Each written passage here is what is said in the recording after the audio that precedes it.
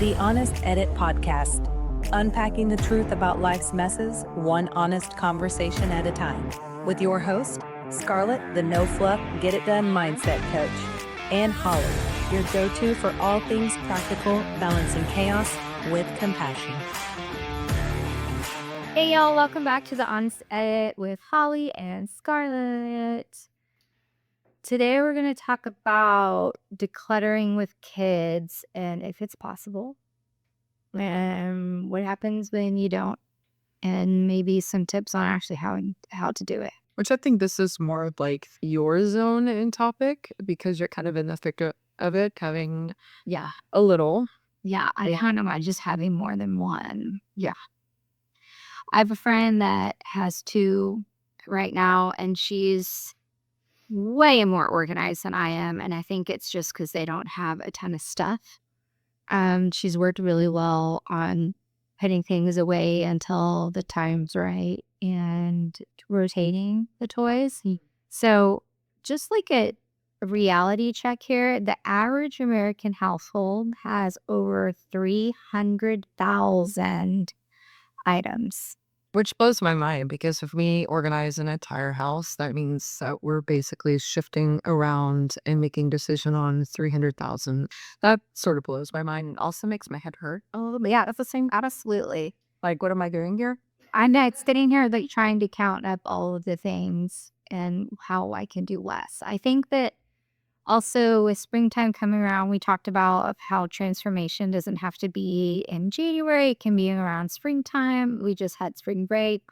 I've been slowly going through different cabinets and drawers and just doing a little deep clean, getting rid of a few things, and also throughout this spring break, going through things in my kiddos' room too. So we've talked about before that we have the Trofast system from IKEA. And so he has bins and they're labeled where all the things go. So we have like a Lego, several Legos, Transformers, vehicles, superhero stuff, like, whatever. So yes, everything has a place, but it doesn't necessarily always go back there. And then things get lost in there that he doesn't want or he doesn't play with anymore. So having too many toys can be overstimulating, a lack of focus. It can lead to this like entitlement feeling, which my kid does get sometimes of, I need this, I need that. Every time we go to the store, it's, I want this toy or whatever. And I'm like, that's not how the world works. And especially he goes to Montessori school, and we try to have a Montessori house at home, which was really a lot easier when he was a baby. But now, especially with the addition of the Legos and puzzles and things that he loves, it's a little harder to keep things rotating. But the Montessori thought is that you would rotate toys out. And so there's always a fresh new work to do. When you say rotating, so just so that we're giving some clarity here on what that really looks like. So when you say rotating, and this is not for everybody, this is really something you do to kind of like plan and be thoughtful of. It's kind of like you take a group of toys or learning items and you place it in like a storage tote, and then you have like a designated area, like let's say garage or just kind of semi-convenient, but it's out of the way. And then at a certain point, like let's say every month, you would rotate that out, or maybe it's every quarter or every 6 months or something like that. So for you, if you are doing a rotation, what do you suggest the best outcome of that would be, like timeline wise, and how many and what categories? So we usually do ours by like every month or so. And it's really like what timing works for my schedule for me to get back into. So the half of Max's closet is shelves, and in those shelves I have the sweater bins from the Container Store. They're clear plastic bins, and so toys go in there and they go up on a shelf, and so we can make space. So usually we rotate out. Like right now, I just brought out the spring toys, and those are like the bug box and the magnifying glass and the binoculars and the bird book. And so those things come out because it's springtime, the birds are out. we're playing outside more, and those aren't really used in the wintertime. So those come out. Some of the Lego sets that we've done that we got over the holidays, those go back in. And so it's kind of a rotating every month. I would say I do a rotation. And I also like to keep, I mean, the closet is fine for us because Max can't get up there, but also I would suggest putting these toys somewhere where they can't see them. And we have a lot of puzzles. We do a lot of puzzling in our house. So after we kind of mastered a puzzle, I'll take that puzzle away, introduce a new puzzle, and put that one to the side. We also we always have like a donate and a trash pile. Mm. And so if something breaks, Yeah. throw it away. Like we super glued some stuff when he was younger, so we wouldn't have that 3-year-old tantrum, but now it goes in the trash. We also have a donation box that is constantly in his closet, and so it's getting easier, I would say, over like the last 6 months, really, because his birthday's in October. So in the fall, we start like, okay, we need to make some room. If you want a new toy for your birthday or whatnot, we need to make room. So And I think that's just always something you need to like teach kiddos, you know, in repetition, because it's like they're not going to just know how to do that. And they're not going to always just be fine to let go of an item. They need to be taught that it's okay and then it's going to go to someone who can't normally afford that, you know, and be loved by them and not just like stuffed in a back of a closet because it got forgotten about, right? And so I think it's just repetitively, you know, teaching kids that it's okay and revisiting the topic to let go. And then they develop that skill set. You know, that's definitely a skill set, even for adults, that, you know, needs to be learned. absolutely. Yeah. Well, when the fires happened in LA, I had a conversation with him about what happened and how people lost their homes. And it was very sad. And, how would not like guilting or, shaming way, but like, how would we feel if we lost everything in our house? Like, what would we be the most sad about? And so we went through and did a big scoop out of his bedroom of things and mailed the boxes to some friends in LA. And so I think having those hard conversations of like, not everybody has what we have. And, we get to live in abundance here. And and that's how I try to live my life. And a foundation of like my family thought is like, we have everything we need and we are going to give, and it's always going to come back to us. And so teaching that to the kiddos is really important. And there's obviously a lot of different family values and dynamics and conversations to have around that. So do whatever is comfortable for you. And I think just keeping a balance. To be honest, you know, I've been working with my daughter, you know, on this for as far back as I can remember, and she's an amazing purger. And she does live a little bit more on the minimalistic side, but it can also go flipped to where they purge too much and then they're just expecting new stuff. So it's kind of like you just need to give them an understanding of why they're letting go of these items and then who is it going to go to and benefit, and so that they feel good, you feel good.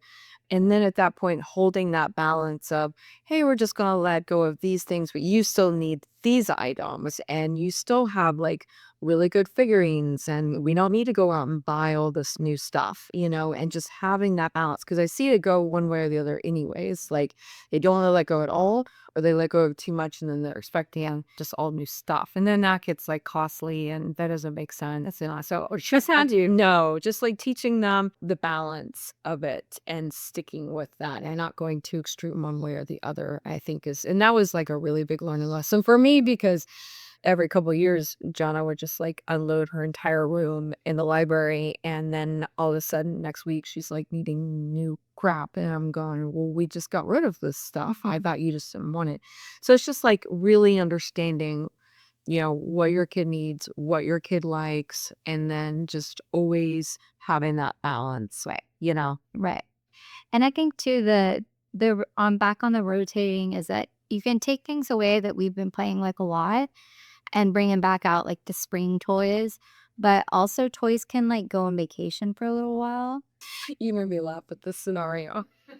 This is if rotation doesn't really work anyway. You want to declutter, but they're not ready. There's like, wait, we need this. I have to have this right now. So toys can go on vacation, and they go on vacation somewhere where they can't see them. And then after a couple months, set a timer. If that toy hasn't been asked for, you go to the donation pile. Right. Or it can be handed down to another kiddo. We have lots of younger kids in our group. And so I'm constantly at, like, if I put a pair of shorts on Max and I'm like, these don't fit anymore, we're going to put them in the pile for the babies. It's an easy way to get things going and get things out of the house. So things can go on vacation, and they can pick like Spider-Man and whatever, Cafe America. They're going to go on vacation this week with like this set of blocks, and you're like, great, let's get them out of here. And it's the same sort of concept as how you would store the rotation items. You just get a storage tote, Right. preferably not see-through. And you load it up with the maybes that, they don't really want to let it go now, but, they're comfortable with it going by safari or vacation. It's like, right, I have a load to that example. And then, you set a time. In 2 months, if my kid hasn't asked about this, I think it's safe to say that we can just let that go. And then off it goes. Off it goes. And I feel like, for me, for our household right now, we're super into Transformers. My husband's mom has kept a lot of his toys from when he was little. And so they went to Nanny's house the other day and brought home this like 40-year-old Transformer that's super, super cool. So now he's like, doesn't want to play with his other ones because he's got this new really cool one. And she's done that with a lot of the toys that Max plays with now. And it's so cool to see like the joy on Jim's face watching like the toys come out, and he gets ahead of them with his little boy. But the way that Nanny has also kept them stored and taken care of for so many years is super awesome. And so they just, and one day they could just play with the stick all day, and that's what they want to play with. But the things that you notice that aren't getting played with, that are collecting dust on the shelves, those can just go away for a little bit. And then you just need to teach, like with the basket cleanup, with taking care of your toys. Like if something gets broken, it might have to go to the hospital for a little bit and have its batteries replaced. And oh, where's that toy? It's still in the hospital. It's being repaired. And then eventually it gets, See, this is why she's not good at this topic, because she comes up with all these like fun scenarios that you can tell your kiddo. Yeah, I feel like I know that I'm lying to my kid, but it's making it much better. But we've also, some days, like you guys know from me, like some days I'm on it and some days I'm not. And some days Max is on it with cleanup and putting things back, and some days it's not. It's just the human life experience. But these are just some like little tips to have less clutter, less things in the house. And kids like order. They do. They really do. They do. They thrive with it. And that's why I think Montessori worked so well for us, because they know this is the shelf that this toy is on, this work is on, and I can go to that and it's going to be there. And then once I've mastered it, like once your kids have played with the magnet tiles and they don't want to play with them anymore, take them away. Move that space for something new. And even with clothes, like if something doesn't fit, get it out of there. They're not going to shrink back. Yeah, and I think it's good to touch on, the donation bin that you permanently keep in a kid's closet, because that is what makes it helpful in everyday life to just be like, well, it doesn't fit the shirt anymore, I'm going to throw it in the donation bin. And that either goes to a younger child that's living in the home, or it just is straight up donation, right? Or, give to friends, whatever. But at least it's contained. And then when that bin gets filled, then you just take that container, put it in a sack and then donate it. Yeah. And that's just a good life skill to teach. To start teaching children at a young age so they can take it with them, because one day you're going to have to move them out of your house. which which she's about to do. that's where I'm at. We're about to go to college. And so in August here, it's really coming fast around the corner. I mean, we're going to be loading her up and taking her, Yeah. which interestingly enough, I didn't know this and I just learned this, that they now have interior designers for dorms. I know, that's the thing. And so I'm like, well, gosh, Jonna, you're in luck because I don't have to pay for one. Yeah, I am one. Yeah. But yeah, I'll be basically setting up like a whole new room that's like designed out, and That's super. the Pinterest boards have been flying my direction, full of ideas, of course, and then organizing her in. Well, it's such a cool time in kiddos' life when they get to leave the house and they're going to college or they're going out and stepping out on their own to have their own space and their own things. And also having it a good space where they feel good, where they can study and do. And I thought I was just on about it because her and I have been working on her room for years and years and years, and how to take care of it and how to declutter. And she's so good at it.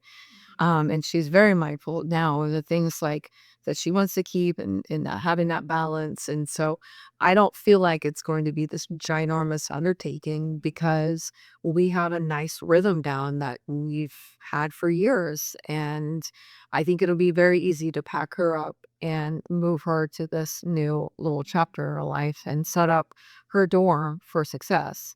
So it's like if you start when they're young and just build over the years and develop those habits, how you can learn those skill sets, it makes it very easy for, later years, which have to do a hefty transition like start to college. Yeah. That's a lot. That's a lot. I can't imagine that time. But again, I'm not stressing about it. So I think it's going to be very simple and easy and fun. And that's the point. It should be fun. It shouldn't be stressful. Absolutely. And I think that, your kids are going to, Max is a sponge. He's picking up everything that I do or that I say. And so your kids are going to pick up on your energy and your stress level doing that as well. And then they're also starting this whole new thing. So, planning beforehand, knowing what we're going to take, being excited about what it's going to look like and what it's going to become is something fun to look for. And I'm glad you also brought that up because that brings in a whole different point of working with kids. Is like you're leading by example. So I have clients where the kids are better at keeping their spaces neat and decluttered and organized, and they thrive and they love it, but the parents are kind of a hot mess. And so you want to lead by example. And when you're showing them how to let go of items and prioritizing what's important, or keeping the things that are memories to them or they love and they have a special real place for it, you should lead by example by doing that for yourself. That rolls into your own self-care. Exactly. So Exactly. be mindful of that as well, that you're showcasing the same thing that you're teaching your child. Right. Yeah. We've been, it's been a journey because it's not always, kids aren't always in the mood to listen or, take an order or be responsible for something. So it's definitely a daily reminder and all the things that we do throughout the day to help clean up. And, oh, mommy's going to put this plate in the dishwasher. I've got to finish cleaning up before we move on to the next task. Or, oh, let's tidy the space before we leave. So, and Max has been home this week. And so it's really just top of mind for me. We've been doing different projects around the house. So doing a tidy and doing a reset of the area before we move on.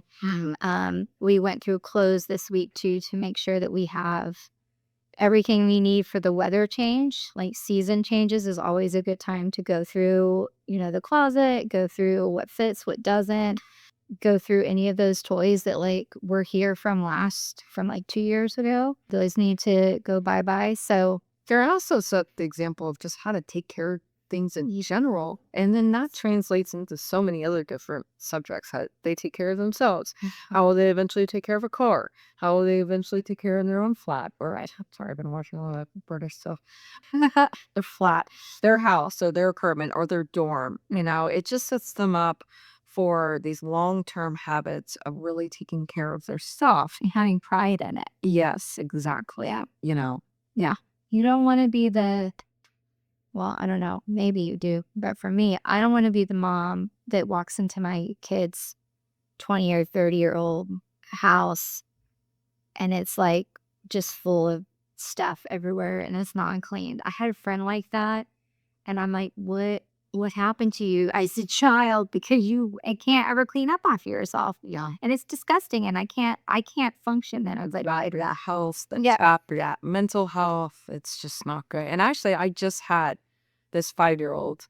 I was working with this family, and honestly, life was just like shifting too much for them, and they had to like relocate, and all of these sort of exceptional scenarios were really happening to them. And so, the house just kind of got away from them, and especially in a kid's room, like oh yeah. it just happens so easy.